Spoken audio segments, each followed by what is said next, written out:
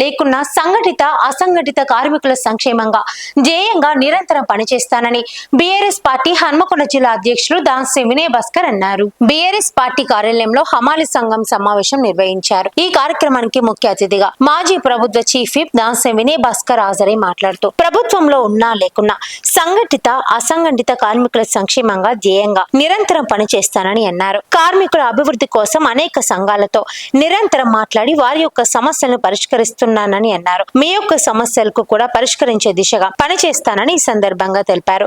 కార్మికుల కోసం అప్పటి ముఖ్యమంత్రి కేసీఆర్, మంత్రి కేటీఆర్ సహకారంతో హన్మకొండ జిల్లాలో సుమారు 6 కోట్లు విలువ చేసే భూమిని కార్మిక సంఘం భవన నిర్మాణం కోసం కేటాయించామని తెలిపారు. గతంలో కార్మికుల కోసం మే మాస ఉత్సవాలను 30 రోజులు నిర్వహించామని, ఈ సంవత్సరం ఎలక్షన్ కోడ్ ఉన్నందువల్ల 3 రోజులు మాత్రమే అని తెలిపారు.